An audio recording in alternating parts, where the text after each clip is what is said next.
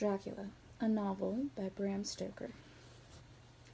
How these papers have been placed in sequence will be made manifest in the reading of them.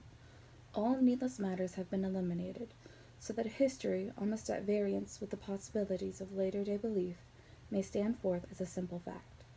There is throughout no statement of past things wherein memory may err, for all the records chosen are exactly contemporary, given from the standpoints and within the range of knowledge of those who made them.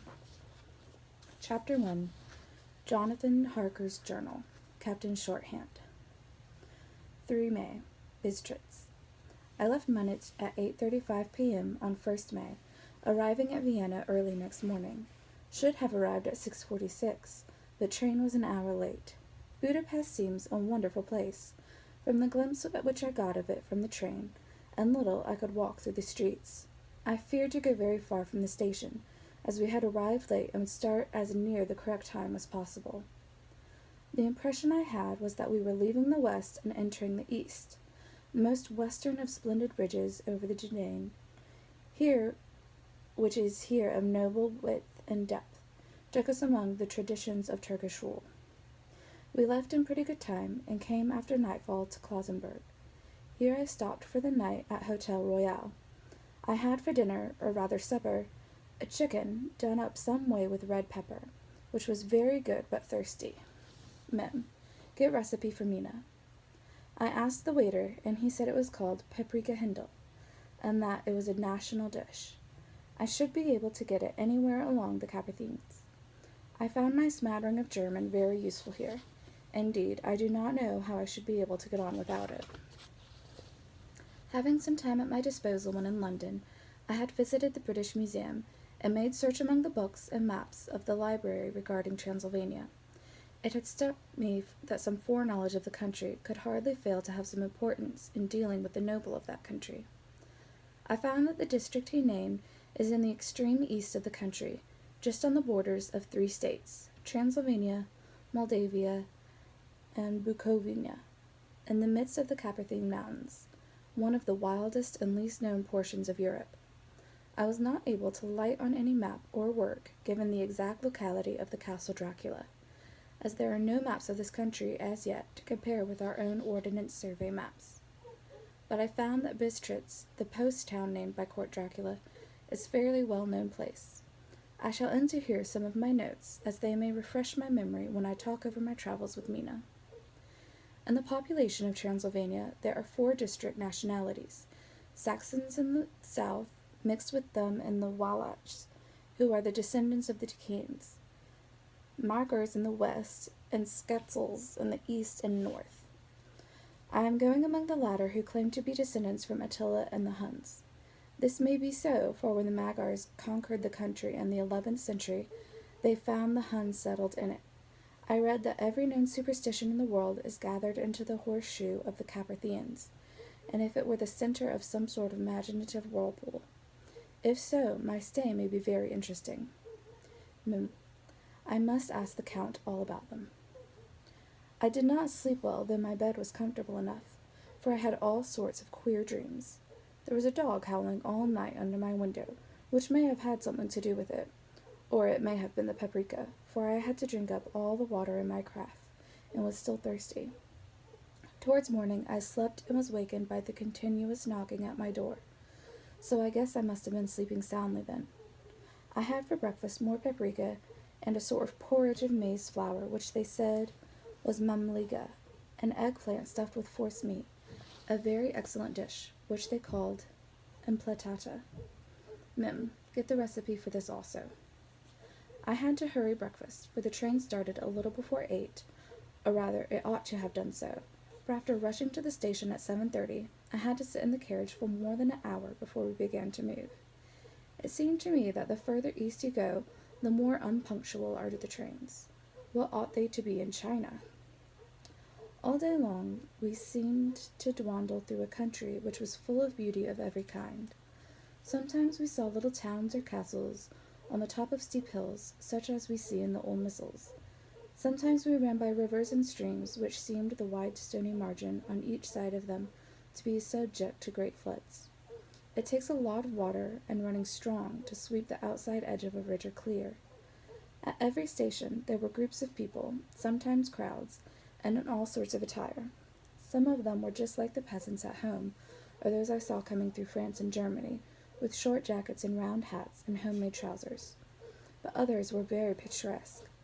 The women looked pretty, except when you got near them, but they were very clumsy about the waist.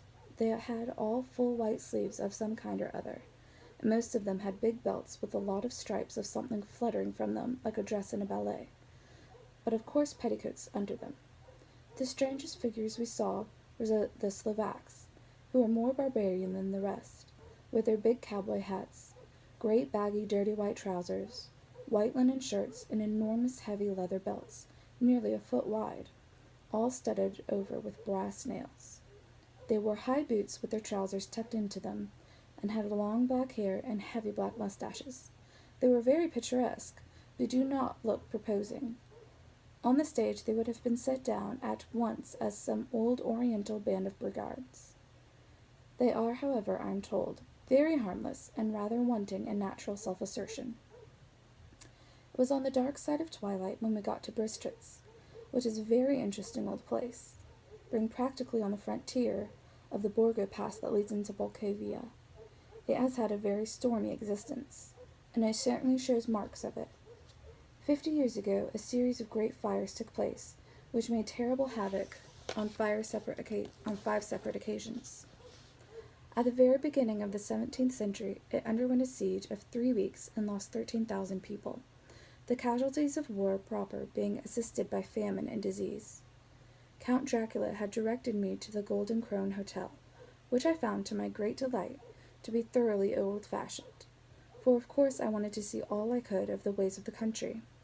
I was evidently expected, for when I got near the door I faced a cheery-looking elderly woman in the usual peasant dress, white undergarment with a long double apron, front and back, of colored stuff, fitting almost too tight for modesty. When I came close she bowed and said, "The Herr Englishman." "Yes," I said, "Jonathan Harker." She smiled and gave some message to an elderly man in a white shirt-sleeves, who had followed her to the door. He went, but immediately returned with a letter. "My friend, welcome to the Carpathians. I am anxiously expecting you. Sleep well tonight.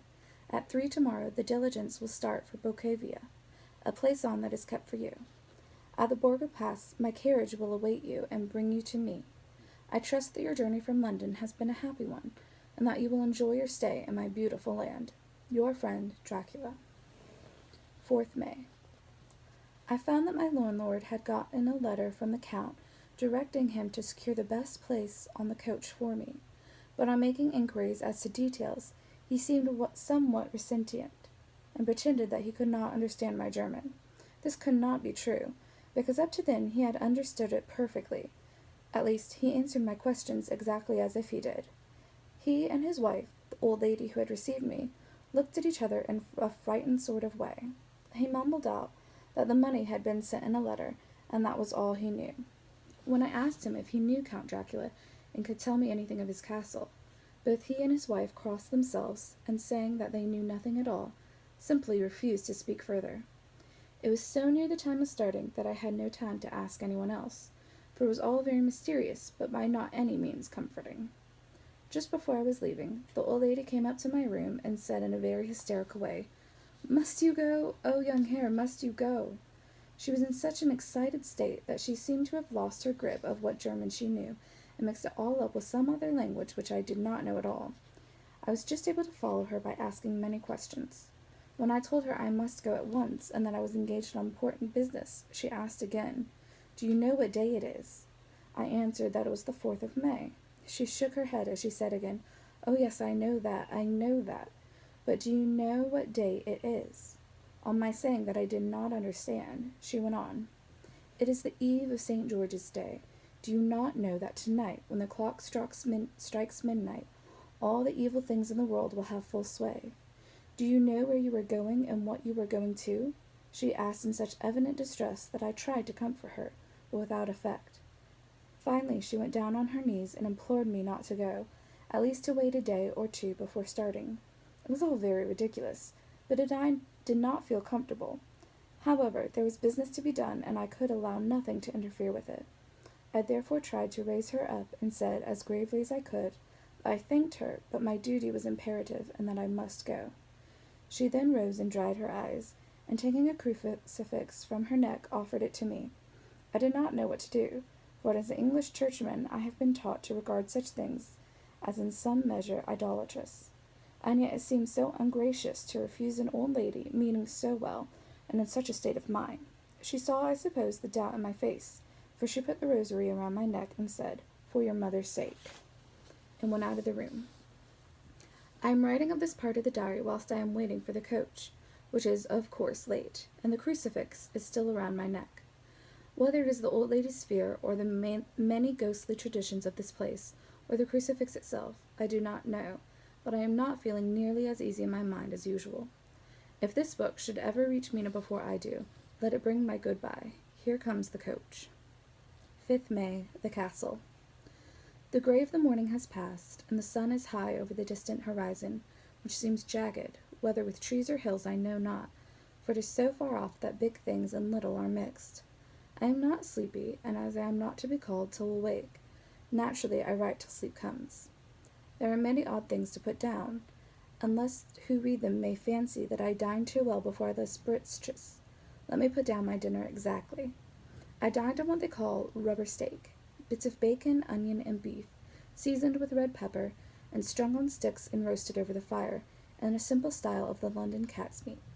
The wine was golden Medicia, which produced a queer sting on the tongue, which is, however, not disagreeable. I had only a couple of glasses of this, and nothing else.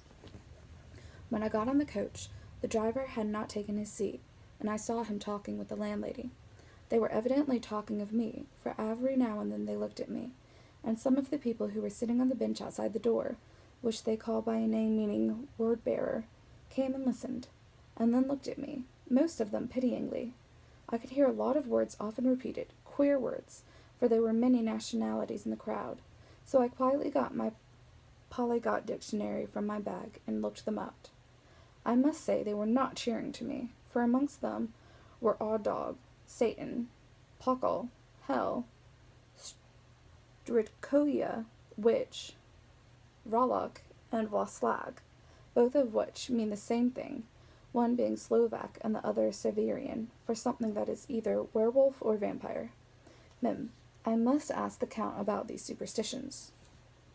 When we started, the crowd round the inn door, which had by this time swelled to a considerable size, all made the sign of the cross and pointed 2 fingers towards me. With some difficulty, I got a fellow passenger to tell me what they meant. He would not answer at first, but on learning that I was English, he explained that it was a charm or guard against the evil eye. This was not very pleasant for me, just starting for an unknown place to meet an unknown man, but every one seemed so kind-hearted and so sorrowful and so sympathetic that I could not but be touched. I shall never forget the last glimpse which I had of the inn yard and its crowd of picturesque figures, all crossing themselves as they stood round the wide archway, with its background of rich foliage, of oleander and orange trees, and green tubs clustered in the centre of the yard.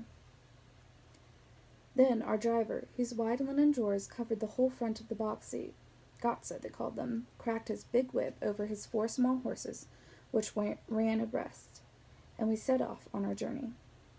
I soon lost sight and recollection of the ghostly fears and the beauty of the scene as we drove along. Although I had known the language, or rather languages, which my fellow passengers were speaking, I might not have been able to throw them off so easily. Before us lay a green sloping land full of forests and woods, with here and there steep hills crowned with clumps of trees or with farmhouses. The blank cable ended into the road.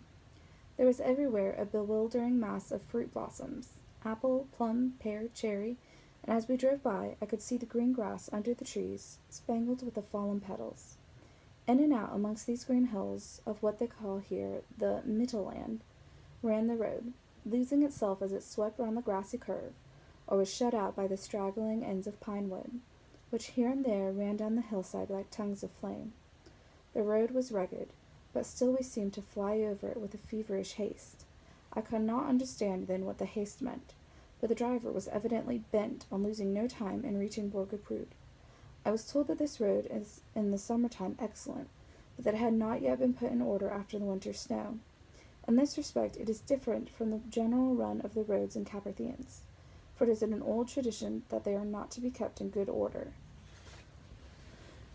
Of old, the hop-spaders would not repair them, lest the Turks should think that they were preparing to bring in foreign troops, and so hasten the war, which was always really a loading point.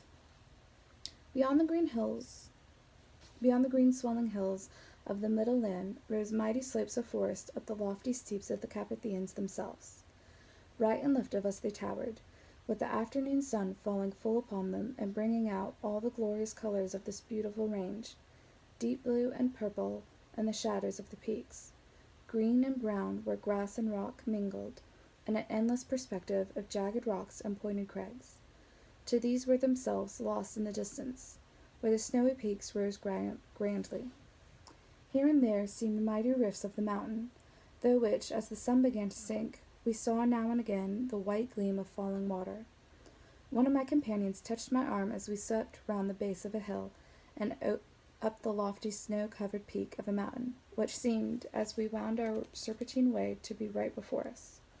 "Look, it's Anzique, God's seat." He crossed himself reverently. As we wound our endless way and the sun sank lower and lower behind us, the shadows of the evening began to creep round us. This was emphasized by the fact that the snowy mountain top still held the sunset, and seemed to glow out with a delicate cool pink. Here and there we passed Czechs and Slovaks, all in picturesque attire. I noticed that coat tree was painfully prevalent.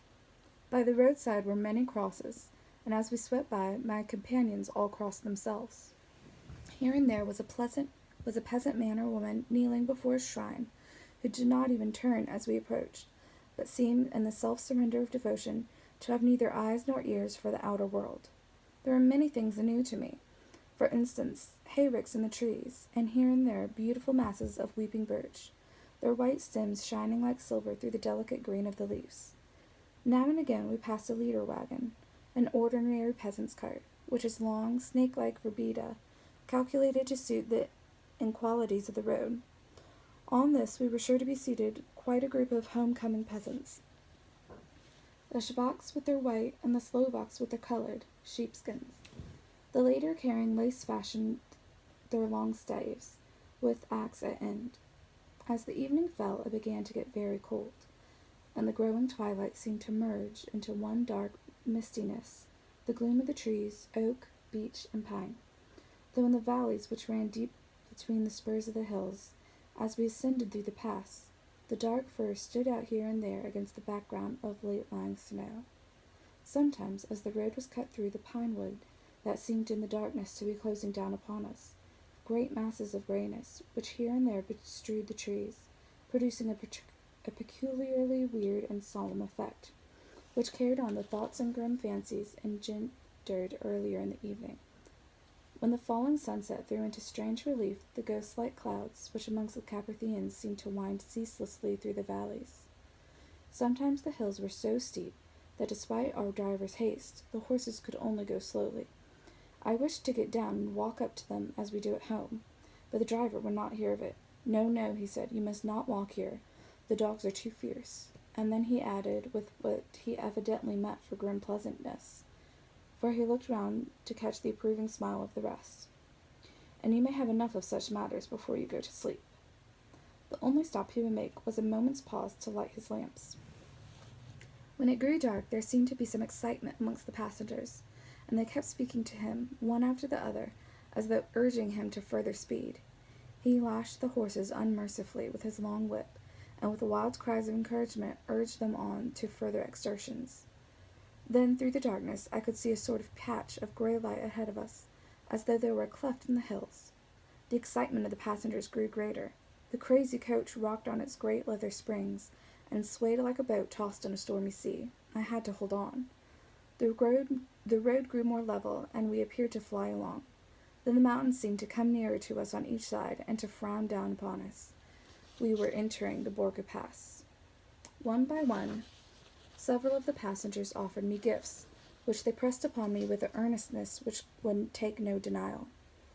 These were the certainty of an old and varied kind, but each was given in simple good faith, with a kindly word and a blessing, and that strange mixture of fear-meaning movements which I had seen outside the hotel at Bistritz, the sign of the cross and the guard against the evil eye. Then, as we flew along, the driver leaned forward, and on each side the passengers craned over the edges of the coach, peering eagerly into the darkness. It was evident that something very exciting was either happening or expected, but though I asked each passenger, no one would give me the slightest explanation. This state of excitement kept on for some little time, and at last we saw before us the pass opening out onto the eastern side. There were dark rolling clouds overhead, and in air the heavy, oppressed sense of thunder.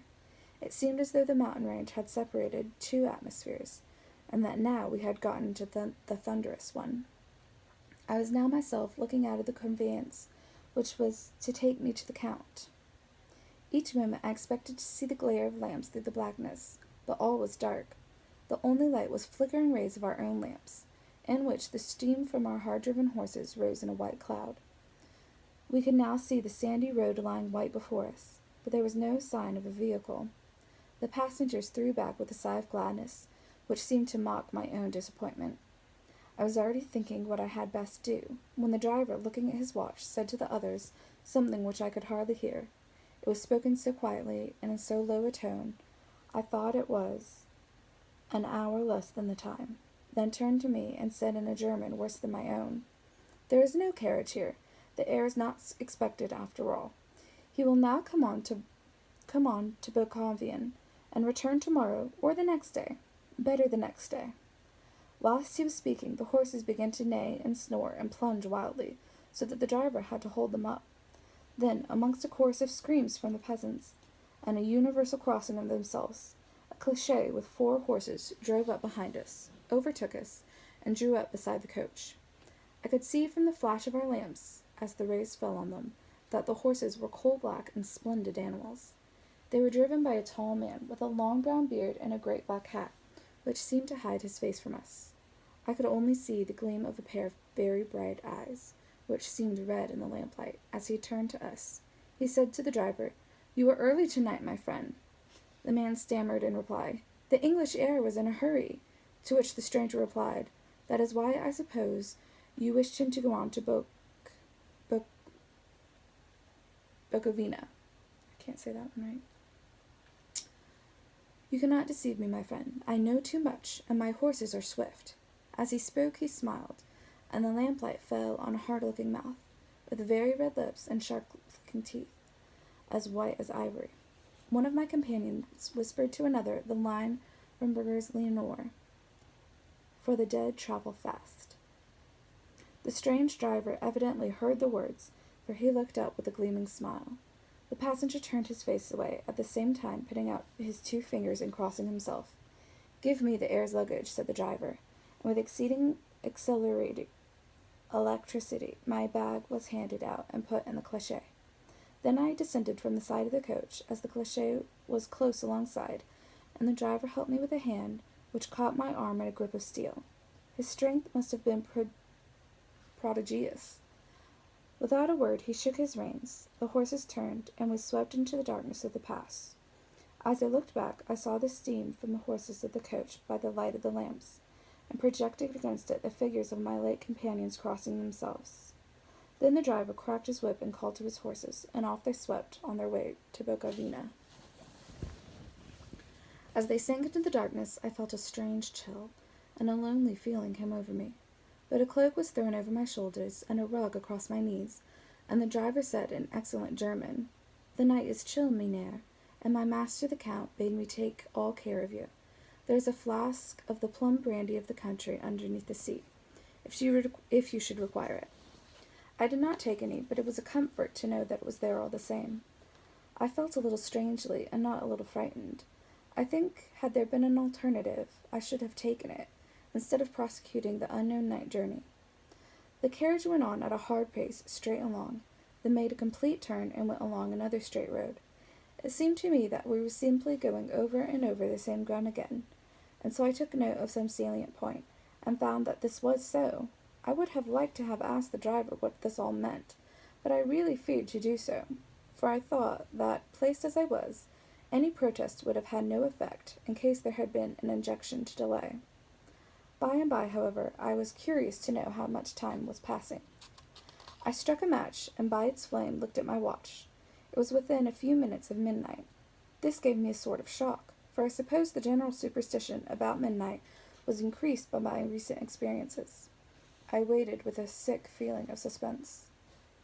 Then a dog began to howl somewhere in a farmhouse far down the road, a long, agonized wail, as if from fear. The sound was taken up by another dog, and then another, and another, till borne on the wind, which now sighed softly through the pass, a wilding howl began, which seemed to come from all over the country, as far as the imagination could grasp it through the gloom of the night. As the first howl, the horses began to strain and rear, but the driver spoke to them soothingly, and they quieted down, but shivered and sweated as though after a run away from a sudden fright. Then far off in the distance, from the mountains on each side of us, began a louder and a sharper howling, that of wolves, which affected both the horses and myself in the same way, for I was minded to jump from the cloche and run, whilst they reared again and plunged madly, so that the driver had to use all his great strength to keep them from bolting. In a few minutes, however, my own ears got accustomed to the sound, and the horses so far became quiet that the driver was able to descend and to stand before them. He petted and soothed them, and whispered something in their ears, as I have heard of horse tamers doing, and with extraordinary effect, for under his caresses they became quite manageable again, though they still trembled. The driver again took his seat, and shaking his reins, started off at a great pace. This time, after going to the far side of the pass, he suddenly turned down a narrow roadway which ran sharply to the right. Soon we were hemmed in with trees, which in places arched right over the roadway till we passed as through a tunnel, and again great frowning rocks guarded us boldly on either side. Though we were in shelter, we could hear the rising wind, for it moaned and whistled through the rocks, and the branches of the trees crashed together as we swept along. It grew colder and colder still, and fine powdery snow began to fall, so that soon we and all around us were covered with a white blanket. The keen wind still carried the howls of the dogs, though this grew fainter as we went on our way. The baying of the wolves sounded nearer and nearer, as though they were closing round on us from every side. I grew dreadfully afraid, and the horses shared my fear, but the driver was not in the least disturbed. He kept turning his head to left and right, but I could not see anything through the darkness. Suddenly, away on our left, I saw a faint flickering blue flame. The driver saw it at the same moment. He at once checked the horses and jumped to the ground, disappearing into the darkness. I did not know what to do, the less as the howling of the wolves grew closer. But while I wondered, the driver suddenly appeared again, and without a word took his seat, and we resumed our journey. I think I must have fallen asleep and kept dreaming of the incident, for it seemed to be repeated endlessly. And now looking back, it is a sort of awful nightmare. Once the flame appeared so near the road that even in the darkness around us, I could watch the driver's motions. He went rapidly to where the blue flame arose. It must have been very faint, for it did not seem to illuminate the place around it at all, and gathered a few stones, formed them into some device. Once there appeared a strange optical effect. When he stood between me and the flame, he did not obstruct it, for I could see its ghostly figure all the same. This startled me, but the effect was only momentarily. I took it that my eyes deceived me, straining through the darkness. Then for a time there was no blue flame, and we sped onwards through the gloom, with the howling of the wolves around us, as though they were following in a moving circle. At last there came a time when the driver went further afield than he had gone yet, and during his absence the horses began to tremble worse than ever, and to snore and scream with fright. I could not see any cause for it, for the howling of the wolves had ceased altogether. But just then the moon, sailing through the black clouds, appeared behind the jagged crest of beetling, pine-clad rock, and by its light I saw around us a ring of wolves, with white teeth and lolling red tongues, with long, swiny limbs and shaggy hair.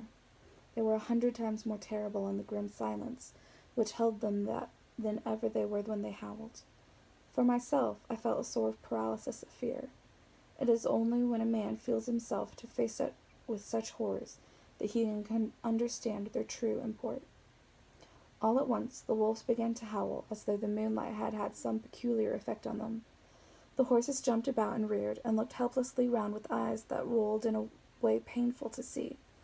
But the living ring of terror encompassed them on every side, and they had perforce to remain within it.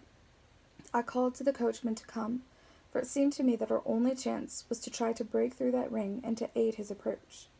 I shouted, and I beat the side of the cliché, hoping by the noise to scare the wolves from that side, so as to give him a chance of reaching the trap.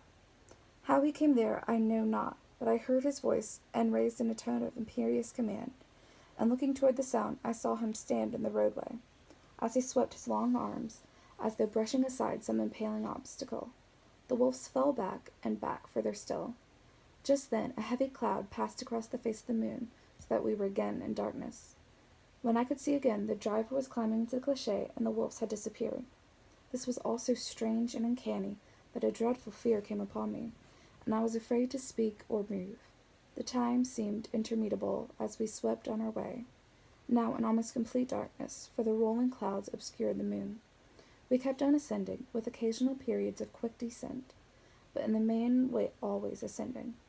Suddenly I became conscious of the fact that the driver was in the act of pulling up the horses into the courtyard of the vast ruined castle, from whose tall black windows came no ray of light, and whose broken battlements showed a jagged line against a moonlit sky.